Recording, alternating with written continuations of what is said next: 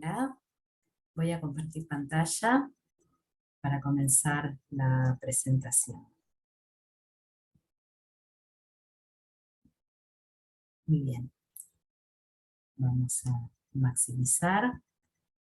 La presentación de hoy es sobre lactancia, microbioma y neurodesarrollo, y vamos a también compartir el concepto de DOHAD, que significa origen de la salud y la enfermedad en el curso de vida. Soy la doctora Roxana Conti, pediatra y neonatóloga de la Maternidad Saludable. No tengo conflictos de interés a declarar. Y voy a comenzar mi presentación mostrando una microfotografía electrónica de una gota de leche humana. Esta fotografía muestra una gran celularidad y la presencia de un elemento elíptico que probablemente se trate de una bacteria, tal vez sea un lactobacillus, y la gran célula que vemos seguramente se trata de un gran macrófago con su extensión celular tratando de englobar y fagocitar a esta bacteria. Esto muestra, ejemplifica la importancia de la leche humana como un tejido vivo. Si esta fotografía electrónica fuera de una gota de leche de fórmula, veríamos una hoja totalmente en blanco. Es por ello que cada vez que asistimos al acto de amamantar, lo que estamos observando en realidad es el trasplante de un tejido vivo de un ser humano a otro. Hablamos entonces de una gran placenta externa que completa, de alguna manera, la formación, el desarrollo de ese individuo como una esterogestación luego de completar la gestación, durante el embarazo.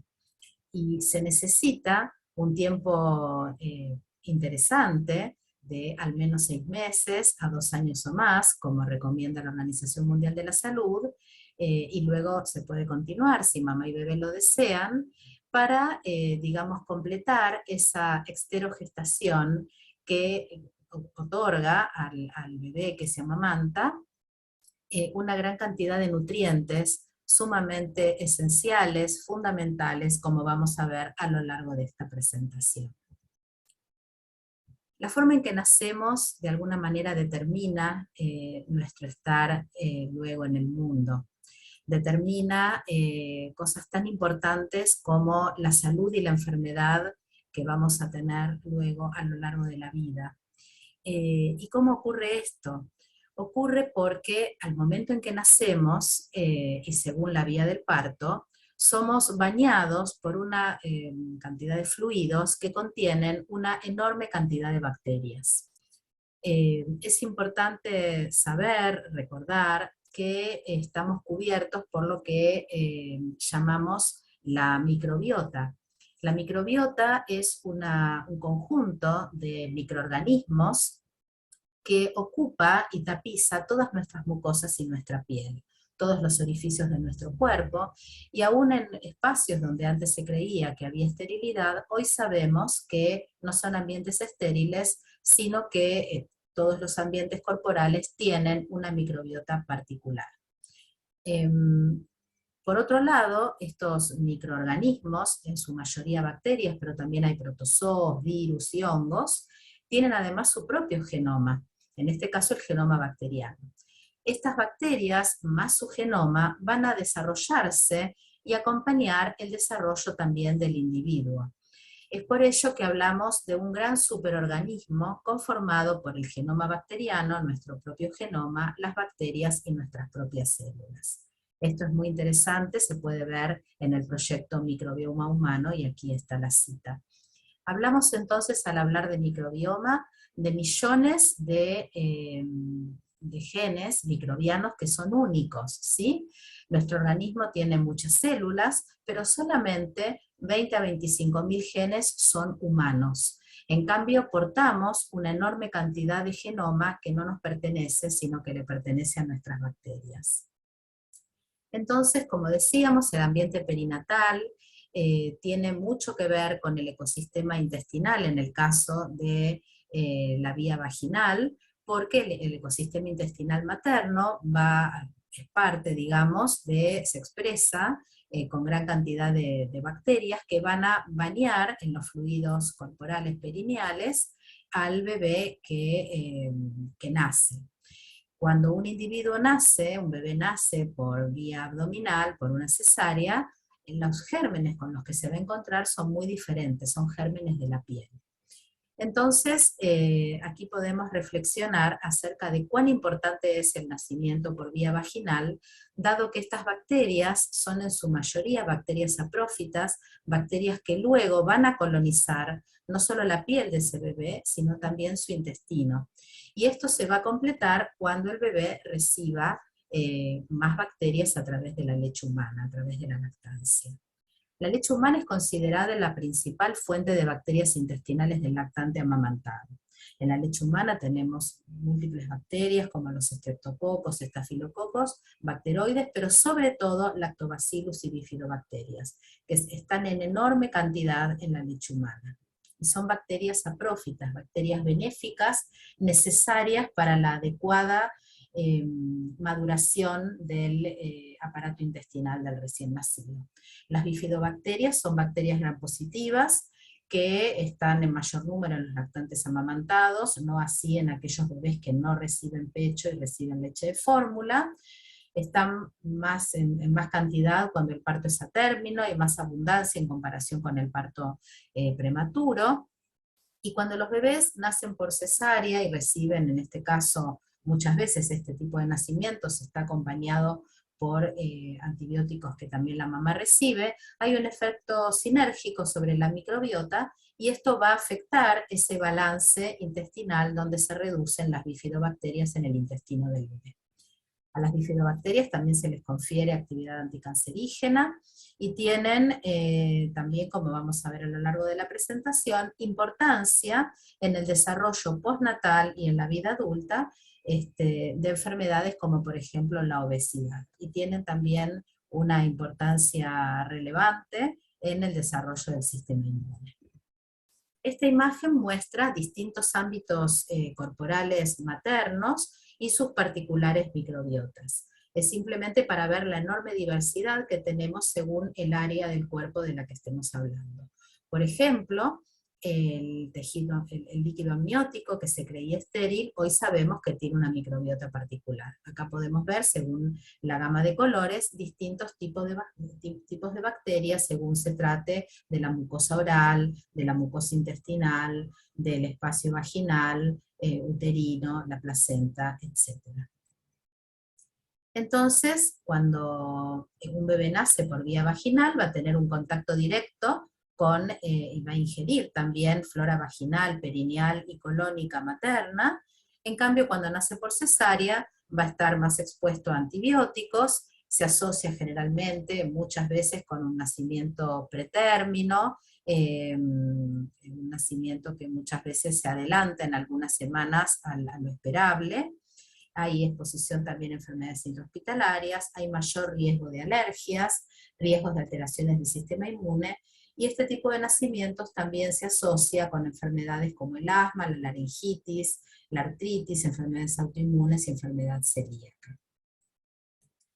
Esta imagen muestra entonces el ambiente, el desarrollo del ambiente colónico e intestinal del recién nacido, según la forma en que nacemos, como ya mencionamos, si este bebé recibe o no medicaciones, sobre todo antibióticos que van a alterar el balance de las bacterias intestinales, el medio ambiente. Hoy sabemos que tiene una enorme importancia el ambiente en el que vivimos, donde está plagado de agrotóxicos, de tóxicos ambientales de todo tipo, de plásticos, elementos que son disruptores endocrinos, todo tipo de insecticidas, y sobre todo la comida que ingieren, que vienen ingiriendo, digamos, las actuales generaciones, están cada vez más llenas de tóxicos de todo tipo. El estrés materno también va a afectar esta expresión de la microbiota intestinal del recién nacido, y obviamente la alimentación que reciba. Si recibe leche humana o recibe leche de fórmula, la microbiota va a verse totalmente diferenciada una de otra. sobre todo en casos de bebés internados en ámbitos neonatales. Algunas tomas, aún una sola toma de leche de fórmula, va a alterar la microbiota por mucho tiempo. Entonces, cuando un bebé es alimentado con leche humana, va a tener, como dijimos, una gran cantidad de Staphylococcus, de Lactobacillus y de bifidobacterias presentes en la leche humana, y esto se va a expresar en la mucosa y en el ámbito intestinal del recién nacido. Va a haber un balance en la diversidad bacteriana y va a haber una mayor expresión intestinal de Bifidobacterius y de Lactobacillus, que son bacterias benéficas sumamente importantes para el desarrollo de la salud a lo largo de la vida de ese individuo, no solamente en la vida pediátrica o neonatal, digamos, de la vida del lactante en forma inmediata, sino también esto va a tener una importancia a lo largo de la vida de ese individuo. ¿Por qué? Porque hay un bajo riesgo de disbiosis. En cambio, cuando este recién nacido, este lactante, es alimentado con otro tipo de leches, allí va a haber una alta, digamos, variabilidad entre ese balance intestinal y de las bacterias intestinales, y va a haber una mayor expresión de otras bacterias como los bacteroides, los clostridium, las colis, y una baja cantidad de bifidobacterias. Esto hoy está muy estudiado, va a traer un mayor riesgo de disbiosis en la vida adulta. Hoy a la disbiosis se le atribuyen una enorme expresión de una gran cantidad de enfermedades, ¿sí?, que inician en el intestino, y esta microbiota desbalanceada va a estar asociada a la presencia de alergias, con baja cantidad de bacteroides y de lactobacillus, y al desarrollo de la obesidad en la vida joven y adulta, con una baja diversidad microbiana, con mayor expresión de Firmicutes y baja expresión de bifidobacterias. Hoy sabemos que la obesidad está asociada a un tipo de microbiota intestinal rica en bacterias de tipo Firmicutes. Los microorganismos entonces que van a predominar según el tipo de alimentación, para subrayarlo, son los lactobacillus y las bifidobacterias cuando el lactante se alimenta con leche humana, y cuando hay presencia de fórmulas se van a expresar más las colis, los bacteroides y los clostridios. Esta imagen muestra en colores la diversidad bacteriana, la diversidad de la microbiota propia de distintas tomas de leche humana, de distintas muestras, son muestras de 16 mujeres lactantes, y cada toma son 3 por cada paciente en diferentes momentos del día. Entonces podemos observar, allí está la paleta de colores, lo que significa cada color significa un tipo de familia bacteriana diferente. Podemos observar que hay una gran diferencia de una mujer a otra, y aún hay una gran variabilidad también dentro de diferentes tomas en el mismo día, ¿sí? Entonces vemos que la leche humana es un tejido vivo que va a ofrecerle a ese bebé distintos tipos bacterianos a lo largo de las tomas de un mismo día inclusive.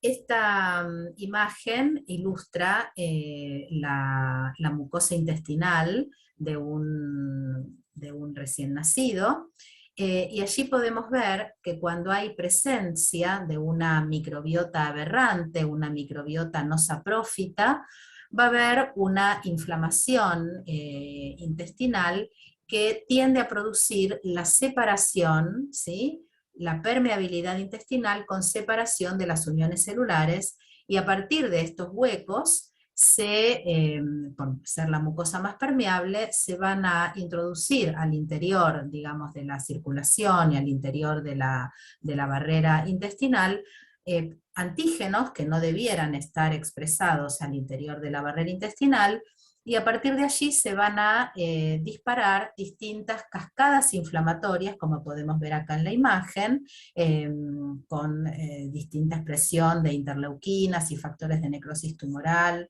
e interferones, y a partir de allí va a haber expresión de alergias, expresión de intolerancia alimentaria y expresión de enfermedad inflamatoria intestinal.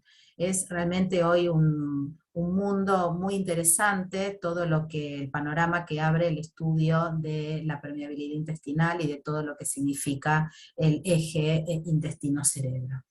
Hoy se piensa que una gran cantidad de enfermedades se inician en el intestino, en la permeabilidad intestinal, sobre todo con una base de inflamación, ¿no es cierto? O de un tipo de alimentación, ya hablando de jóvenes y adultos, y aún en la vida pediátrica, con un tipo de inflamación con un tipo de alimentación proinflamatoria, que tiende a la inflamación. Para continuar hablando de la importancia entonces de la microbiota, este es un experimento realmente muy interesante sobre el trasplante de materia fecal. Hoy hay estudios que muestran que es posible transferir la obesidad de una generación a otra, y la razón, digamos, de esta transferencia se encontraría en las bacterias intestinales. Y este experimento lo que mostró es que al esterilizar, se esterilizó el intestino de un ratoncito sano, y se le trasplantó materia fecal de un ratoncito obeso. Y el ratón que era sano presentó obesidad, solamente por la presencia de bacterias que estaban asociados a la microbiota que expresaba obesidad. Hay estudios en humanos también sobre el tema del trasplante de materia fecal, y realmente es un terreno interesante y prometedor al menos. Los oligosacáridos. Hemos escuchado hablar seguramente de los probióticos, que hoy están muy de moda. Los probióticos no son otra cosa que las bacterias intestinales, las bacterias saprófitas. Cuando hablamos de alimentos probióticos o de consumir probióticos, hablamos de alimentos que tienen bacterias, ricos en bacterias, que, digamos, hacen bien al intestino, ¿no es cierto? ¿Por qué? Porque pueblan el intestino con bacterias benéficas. Los prebióticos son el alimento de esas bacterias, o sea, los prebióticos es el alimento del probiótico. Y los prebióticos hasta hace un tiempo, digamos, no se los conocía, y no se conocía tampoco el papel que jugaban los oligosacáridos en la leche humana. Sabíamos que había una gran cantidad de azúcares, pero no se conocía a ciencia cierta cuál era digamos, el papel de estos oligosacáridos. Hoy sabemos que esos oligosacáridos, esos pequeños disacáridos, azúcares de pocas cadenas, son el alimento de las bacterias saprófitas intestinales. Entonces, es muy importante este componente de la leche humana, porque de alguna manera el bebé que se alimenta con leche humana va a tener en esa alimentación tanto el probiótico como el probiótico. Es decir, viene el azúcar que ya va a alimentar a la bacteria que ese bebé está ingiriendo. Sostienen también los oligosacáridos entonces el desarrollo de esta flora bifidogénica, sobre todo bifidobacterias del colon, favorece la maduración intestinal, se les atribuye importancia en el desarrollo del sistema inmune, aportan ácido siálico que promueve el desarrollo cerebral y la capacidad cognitiva, y también se propuso a los oligosacáridos como protectores de enfermedades de tipo alérgico. Hablamos hace un rato del eje intestino-cerebro. Recomiendo la lectura de este artículo del PRONAP, del doctor Greenblatt, sobre intestino segundo cerebro, del PRONAP del año 2018. Y, digamos, hoy se le atribuye una gran importancia a este eje, y pensemos solamente que el desarrollo y la maduración del intestino ocurre sobre todo en los 2 primeros años de vida, al mismo tiempo que ocurre digamos, las bases del neurodesarrollo, ¿no es cierto? Los famosos 1000 días, de los que hoy hablamos y ya tenemos sancionado una ley, es realmente una ventana de oportunidades para intervenciones terapéuticas en cuanto a prebióticos, a probióticos, simbióticos. Son, digamos, elementos que confiere la nutrición adecuada, en este caso la lactancia, que pueden hacer una gran diferencia para la adecuada nutrición de ese individuo. La disbiosis que se produce cuando el bebé no es amamantado o no recibe luego a lo largo de la infancia una nutrición adecuada, se va a asociar con una inflamación no fisiológica, como vimos anteriormente, con estrés oxidativo, trastornos gastrointestinales, funcionales, y todo tipo de alteraciones que devienen, digamos, de un intestino permeable.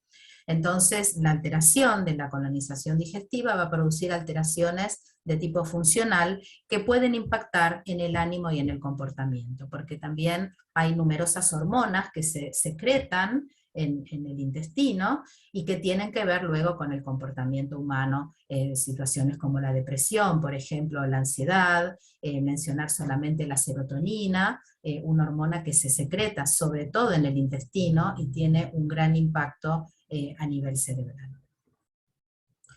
Los primeros 1000 días, como decíamos, son críticos, son una ventana de oportunidad y, digamos, tienen que ver con el tiempo del embarazo y los 2 primeros años de vida. Por eso es que es tan importante como ambiente que, digamos, que ocurre en estos 2 primeros años, la nutrición. La nutrición es parte del ambiente y es por ello que, digamos, como el ambiente puede modificarse, la nutrición va a poder hacer, digamos, es parte de esta diferencia, ¿no es cierto? Un ambiente adecuado, una nutrición adecuada, va a tener un gran beneficio en estos 2 primeros años de vida. Y por supuesto también que hablamos de la nutrición de la paciente embarazada, y previo al embarazo, ¿no es cierto?, de las jóvenes y adolescentes, porque la microbiota, a lo largo de la vida, también puede sufrir variaciones, y es por eso que no pensemos solamente en la adecuada nutrición de la embarazada,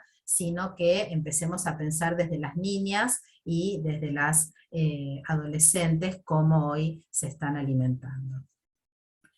Y aquí también es importante el concepto de epigenética, cuando hablamos de ambiente, porque todo aquello que podamos modificar, digamos, puede tener impacto en la expresión de nuestro genoma, ¿sí?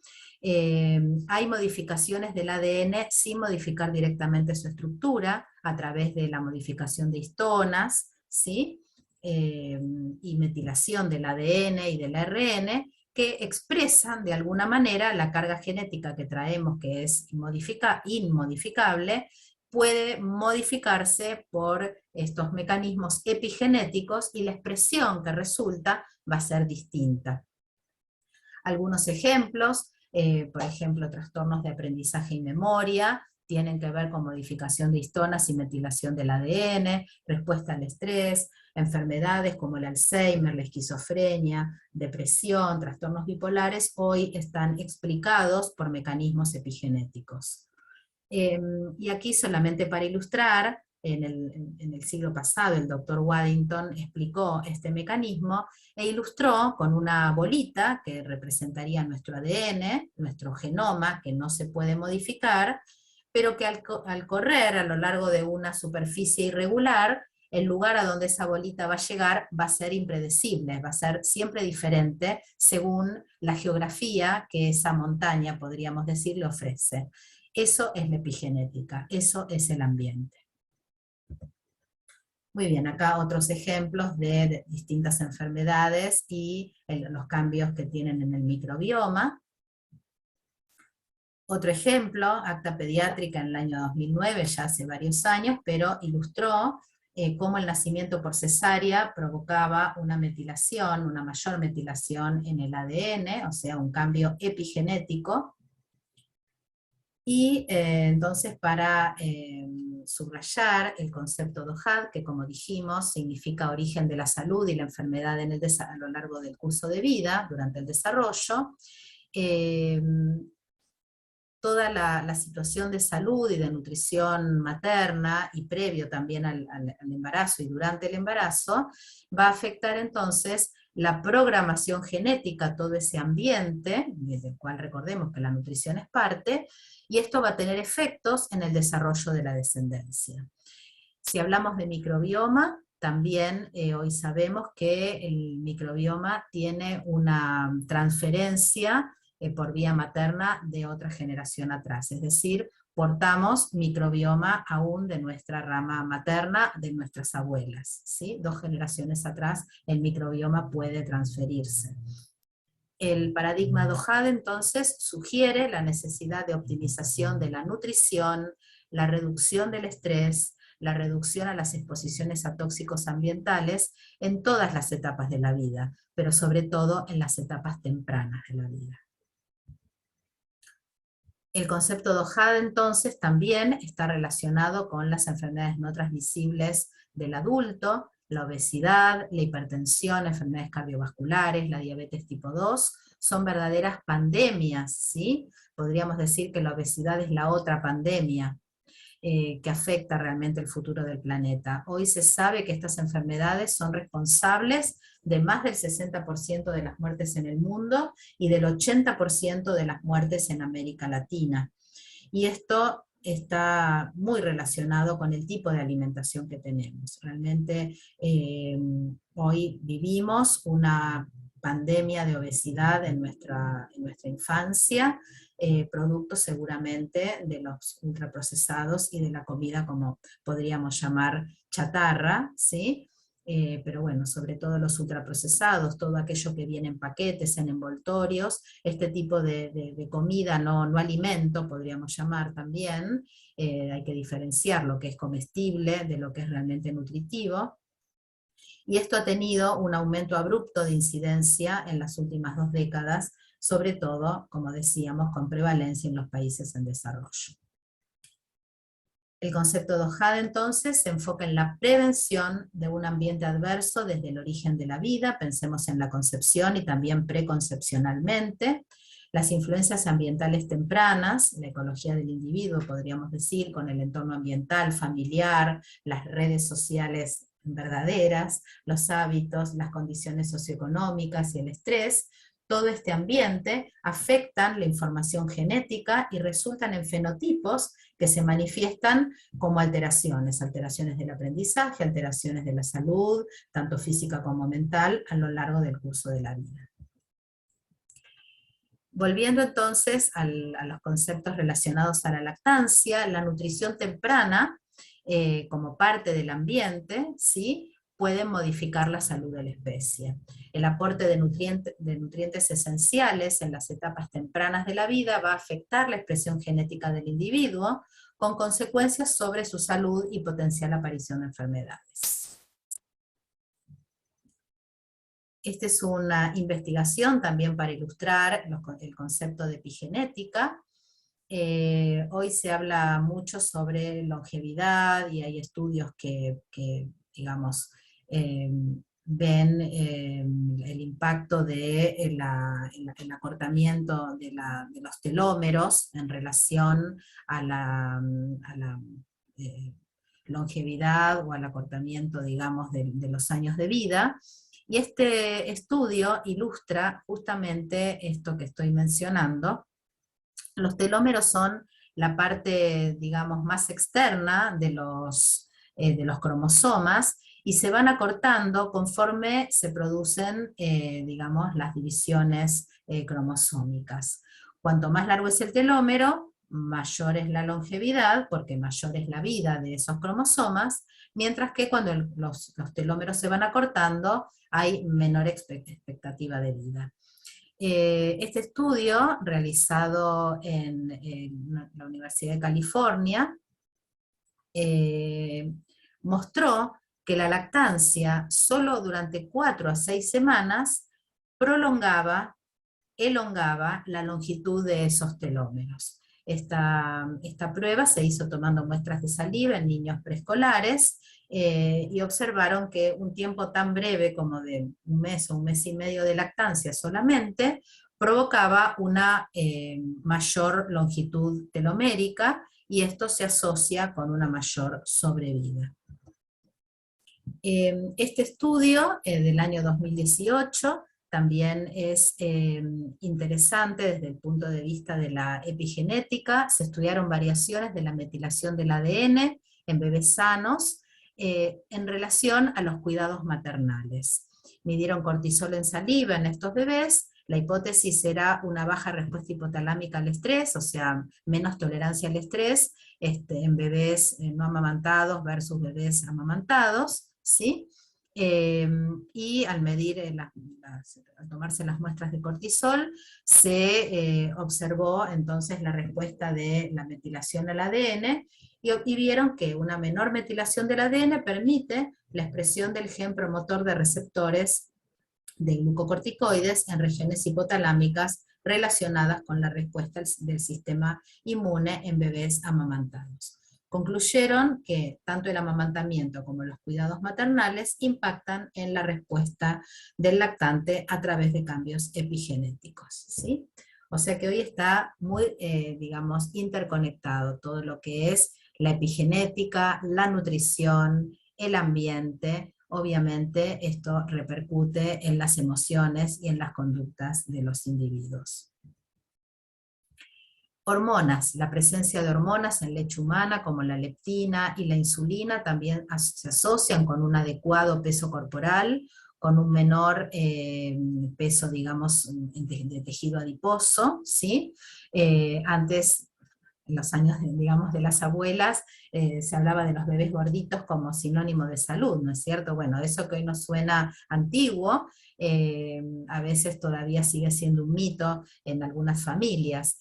Y es muy importante, digamos, saber que el peso adecuado está regulado por hormonas como la leptina, que regulan la saciedad y regula el aporte energético. Entonces, los bebés amamantados van a tener un mejor, digamos, manejo de su saciedad a lo largo de su vida, y esto va a regular el peso corporal infantil. La obesidad materna además tiene un impacto adverso en la microbiota intestinal del bebé, y la insulina y la leptina aumentan la función también de la barrera intestinal, entonces tienden a reducir la inflamación y esto que habíamos visto de la permeabilidad intestinal, o sea que son favorecedoras de un intestino saludable. Esta es una publicación del año 2016 del doctor César Víctora, donde mostró por primera vez la relación de la lactancia en la reducción de las enfermedades no transmisibles de la vida adulta, las enfermedades metabólicas. Allí el doctor y su equipo también mencionaron que el amamantamiento a nivel universal en los primeros 6 meses de vida podía prevenir anualmente la muerte de más de 800.000 niños menores de 5 años. O sea, tal es el efecto protector de la lactancia. Este es un estudio del año anterior a la publicación en The Lancet, esta es otra publicación del año 2015, es anterior a la que les acabo de mostrar, donde ya se investigaba la relación de la lactancia en una cohorte de personas adultas luego de 30 años, y observaron que aquellas personas que habían sido amamantadas tuvieron un coeficiente intelectual mayor, y esto se asoció a mayores niveles educativos y mayores ingresos en la vida adulta. Continuando con el desarrollo cerebral y el neurodesarrollo, también hay hormonas y factores de crecimiento como la tiroxina y el factor de crecimiento nervioso. La leche humana promueve la proliferación de células gliales con mayor mielinización y mayor volumen, ¿sí? No olvidemos que las células gliales son el sostén del tejido nervioso cerebral, pero además también son la cuna de las células, digamos, del aparato inmunitario del sistema nervioso. La microbiota y el desarrollo de la microglía, como decíamos, ¿sí? Las células gliales. En la microglía residen las células inmunes del sistema nervioso central, tienen un rol importante durante procesos inflamatorios, durante la formación de los circuitos neuronales también. La microbiota saprófita, recordemos, la microbiota presente en bebés saludables y amamantados, controlan la maduración y la función de la microglía. En ausencia de la microglía muestra células alteradas y también tienen menor respuesta a invasión bacteriana o viral. En el desarrollo cerebral también la lactancia juega un papel importante, aumentando el coeficiente intelectual, como mencioné antes en otro trabajo. La presencia de elementos importantes de la leche humana, como la taurina, por ejemplo, las leches de fórmula tienen taurina agregada, ¿sí? Es sumamente importante en el desarrollo de la retina. Los bajos niveles plasmáticos de taurina se asocian con alteraciones en los test de Bailey a los 18 meses y el test de Wisk a los 7 años. También en la leche humana tenemos presencia de ácidos grasos omega 3 y 6, que hoy también están muy de moda y se habla mucho de ellos. Son ácidos grasos poliinsaturados de cadena muy larga, el docohexenoico. Es un componente estructural muy importante del cerebro y de la corteza cerebral y también de la retina. El déficit de docohexenoico se relaciona con depresión y trastornos afectivos. El trastorno bipolar en adultos se relaciona con baja de DHA eritrocitaria. También se relacionan con alteración y déficit de atención e hiperactividad. Algunas palabras sobre las proteínas también de la leche humana. Hemos ido viendo distintos componentes de la leche humana. Las proteínas también forman una verdadera, así como hablábamos de la microbiota, hablamos del proteoma humano, del conjunto de proteínas presentes en la leche humana.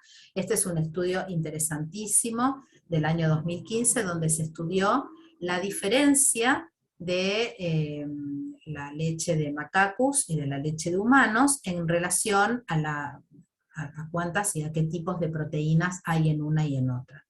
Y se vio que en la leche humana hay numerosas y muy abundantes proteínas relacionadas sobre todo con el desarrollo del tracto gastrointestinal, el sistema inmunológico y el cerebro. ¿Recuerdan cuando hablamos del eje intestino-cerebro? Bueno, todo está acá.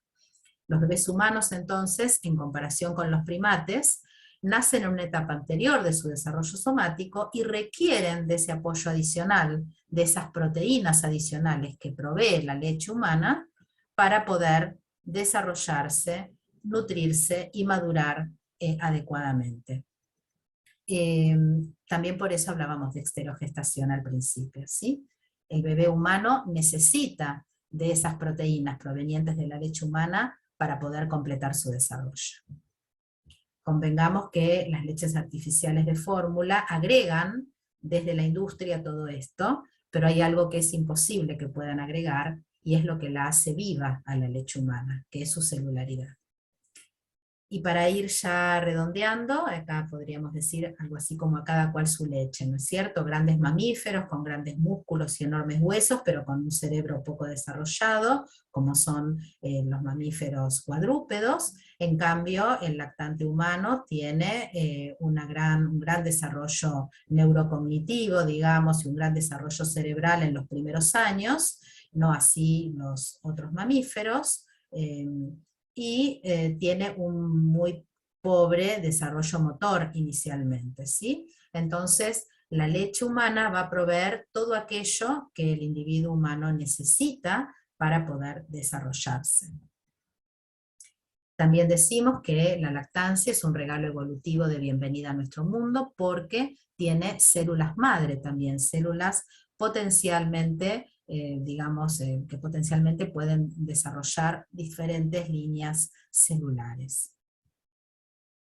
Bueno, esta es una imagen que tiene muchos años en la maternidad Sardá, donde muestra, bueno, una bebé que inicialmente y siendo prematura, con dificultades para ser amamantada. Es importante también tener en cuenta la transición de la sonda al pecho, cuando los bebés, por haber nacido con alguna dificultad, requieren internación y no son capaces de alimentarse por sí mismos. Es sumamente importante que todos los esfuerzos del equipo de salud estén destinados, digamos, a lograr la lactancia para que ese bebé pueda irse de alta tomando el pecho.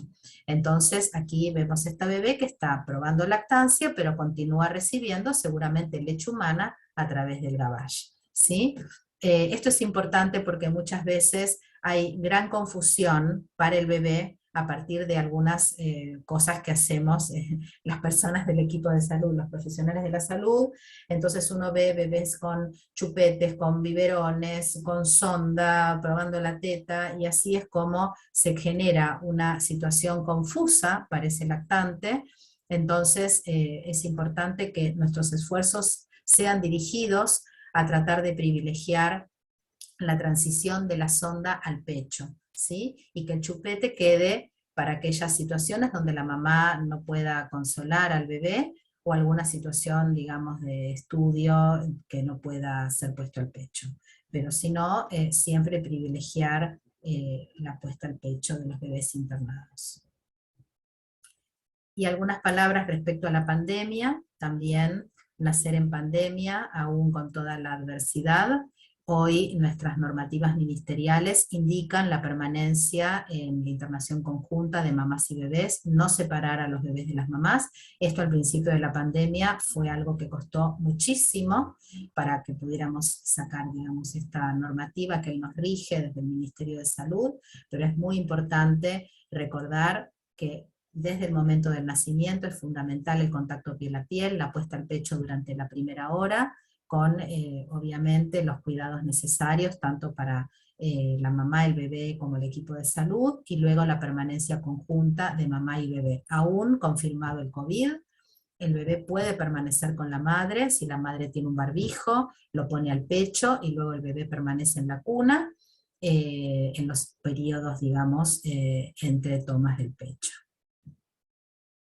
Y para cerrar, esta frase también del Lancet del doctor César Víctora: la leche humana no es solo el aporte nutricional perfectamente adaptado para el infante, sino probablemente la medicina personalizada específica más avanzada que recibirá a lo largo de su vida, dada en un momento en que la expresión genética está siendo delineada para toda la vida. Muchas gracias.